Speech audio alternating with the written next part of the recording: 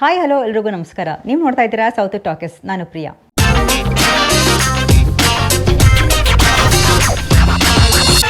Toxic ಚಿತ್ರದ ಮನಮೋಹಕ ಹಾಡು ನೋಡಿದ್ರೆ ಇದು ಕೇವಲ ಒಂದು ರೊಮ್ಯಾಂಟಿಕ್ ಸಾಂಗ್ ಅಲ್ಲ, ಚಿತ್ರದ ಕಥೆಯ ಬಗ್ಗೆ ಸಾಕಷ್ಟು ಸುಳಿವುಗಳನ್ನ ಕೊಡುವ ಹಾಡು ಅನ್ನೋದು ಸ್ಪಷ್ಟವಾಗುತ್ತೆ. ನಿರ್ದೇಶಕಿ ಗೀತು ಮೋಹನ್ ದಾಸ್ ಮತ್ತೊಮ್ಮೆ ತಮ್ಮ ವಿಭಿನ್ನ ಮೇಕಿಂಗ್ ಶೈಲಿಯನ್ನು ಈ ಹಾಡಿನಲ್ಲೂ ಕೂಡ ತೋರಿಸಿದ್ದಾರೆ. ಇನ್ನು ಪ್ರತಿಯೊಂದು ಫ್ರೇಮ್ ತುಂಬ ಕ್ಲಾಸಿ ಆಗಿದ್ದು ದೊಡ್ಡ ಹಾಲಿವುಡ್ ಸಿನಿಮಾ ನೋಡ್ತಾ ಇರುವಂಥ ಅನುಭವ ಕೊಡುತ್ತೆ. ಕ್ಯಾಮ್ರಾ ವರ್ಕ್ ಆಗಿರ್ಬೋದು, ಲೈಟಿಂಗ್, ಇನ್ನು ಕಲರ್ ಪ್ಯಾಲೆಟ್ ಆಗಿರ್ಬೋದು, ಕಾಸ್ಟ್ಯೂಮ್ ಡಿಸೈನ್, ಸೆಟ್ ಹಾಗೆಯೇ ಇವೆಲ್ಲ ಕೂಡ ತುಂಬ ಶ್ರೀಮಂತವಾಗಿ ಕಾಣಿಸುತ್ತೆ. ಹಾಡಿನಲ್ಲಿ ಯಾವುದೇ ದೃಶ್ಯ ಅನಗತ್ಯವಾಗಿ ಕಾಣಿಸೋದಿಲ್ಲ. ಇನ್ನು ಪ್ರತಿಯೊಂದು ಶಾಟ್ ಕೂಡ ಕಥೆಯನ್ನು ಸ್ವಲ್ಪವಾಗಿ ಹೇಳುವ ಪ್ರಯತ್ನವನ್ನು ಮಾಡುತ್ತೆ. ಸಿದ್ಧಾರ್ಥ್ ಬಸ್ರೂರವರ ಧ್ವನಿ ಈ ಹಾಡಿನ ದೊಡ್ಡ ಪ್ಲಸ್ ಪಾಯಿಂಟ್. ಅವರ ಗಂಭೀರವಾದ ಧ್ವನಿ ಹಾಡಿನ ಮೂಡ್ಗೆ ಚೆನ್ನಾಗಿ ಹೊಂದ್ಕೊಂಡಿದೆ. ಇನ್ನು ಪ್ರಮೋದ್ ಮರವಂತೆ ಬರೆದಿರುವಂತಹ ಸಾಹಿತ್ಯವು ತುಂಬ ಸರಳವಾಗಿ ಕೇಳಿಸಿದ್ರು ಕೂಡ ಅದರೊಳಗೆ ಆಳವಾದ ಅರ್ಥ ಅಡಗಿದೆ. ಮನಮೋಹಕ ಎಂಬ ಪದ ಇಲ್ಲಿ ಕೇವಲ ಒಬ್ಬ ಸುಂದರ ಹುಡುಗಿಯನ್ನು ಹೊಗಳುವುದಕ್ಕೆ ಅಲ್ಲ, ನಾಯಕನ ಬದುಕನ್ನೇ ಬದಲಿಸುವ ವ್ಯಕ್ತಿಯ ಸಂಕೇತವಾಗಿ ಬಳಸಿರುವಂತೆ ಕಾಣಿಸುತ್ತೆ.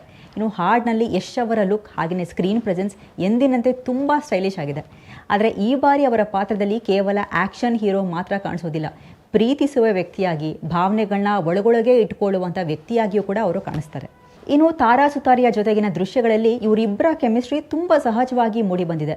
ಮೊದಲ ಹಾಡಿಗೆ ಹೋಲಿಸಿದ್ರೆ ಈ ಜೋಡಿ ಇನ್ನಷ್ಟು ಫ್ರೆಶ್ ಆಗಿ ಕಾಣುತ್ತೆ ಎನ್ನುವ ಭಾವನೆ ನಮಗೆ ಮೂಡುತ್ತೆ. ಈ ಹಾಡಿನಲ್ಲಿ ತಾರಾ ಸುತಾರಿಯ ಮಾತ್ರ ಅಲ್ಲ, ನಯನ್ತಾರಾ ಹಾಗೆಯೇ ಕಿಯಾರಾ ಅಡ್ವಾಣಿ ಕೂಡ ಕಾಣಿಸ್ಕೊಳ್ತಾರೆ. ಮೂವರನ್ನ ಕೂಡ ಒಂದೇ ಹಾಡಿನಲ್ಲಿ ತೋರಿಸಿರುವುದು ಚಿತ್ರದ ಕಥೆಯ ಬಗ್ಗೆ ದೊಡ್ಡ ಕುತೂಹಲ ಹುಟ್ಟಿಸುತ್ತೆ. ಈ ಮೂವರು ನಾಯಕಿಯರು ನಾಯಕನ ಜೀವನದ 3 ವಿಭಿನ್ನ ಅಧ್ಯಾಯಗಳ ಅಥವಾ 3 ವಿಭಿನ್ನ ಸಂಬಂಧಗಳ ಅಥವಾ ಕಥೆಯಲ್ಲಿ ಪ್ರತಿಯೊಬ್ಬರಿಗೂ ಕೂಡ ಬೇರೆ ಬೇರೆ ಉದ್ದೇಶ ಇದೆಯಾ, ಈ ರೀತಿಯಾದಂತಹ ಪ್ರಶ್ನೆಗಳು ಮೂಡುತ್ತೆ. ನಿರ್ದೇಶಕರು ಉದ್ದೇಶಪೂರ್ವಕವಾಗಿ ಎಲ್ಲವನ್ನ ಹೇಳದೆ ಪ್ರೇಕ್ಷಕರು ಯೋಚಿಸುವಂತೆ ಕೆಲವು ಸುಳಿವುಗಳನ್ನ ಮಾತ್ರ ಬಿಟ್ಟಿದ್ದಾರೆ. ಇನ್ನು ಹಾಡುಗಳನ್ನ ಗಮನಿಸಿದ್ರೆ ಇದು ಕೇವಲ ಪ್ರೀತಿಯ ಬಗ್ಗೆ ಮಾತ್ರ ಮಾತನಾಡೋದಿಲ್ಲ. ಪ್ರೀತಿ, ಆಸೆ, ನಂಬಿಕೆ, ದ್ರೋಹ ಹಾಗೆಯೇ ಅಪಾಯ ಎಲ್ಲವೂ ಒಂದೇ ಕಥೆಯೊಳಗೆ ಬೆರೆತಿರುವಂತೆ ಕಾಣಿಸುತ್ತೆ. ಕೆಲವು ದೃಶ್ಯಗಳಲ್ಲಿ ನಾಯಕ ತುಂಬ ಖುಷಿಯಾಗಿದ್ದರೆ ಕೆಲವು ಸೀನ್ಸ್ಗಳಲ್ಲಿ ಒಂಟಿತನ ಹಾಗೆಯೇ ನೋವು ಕಾಣಿಸುತ್ತೆ. ಅಂದರೆ ಈ ಪ್ರೇಮ ಕಥೆ ಸುಲಭವಾಗಿ ಮುಗಿಯುವ ಕಥೆಯಲ್ಲ, ಮುಂದೆ ದೊಡ್ಡ ತಿರುವುಗಳು ಇರಬಹುದು ಅನ್ನುವಂಥ ಸೂಚನೆಯನ್ನು ಈ ಹಾಡು ಬಿಟ್ಕೊಡುತ್ತೆ.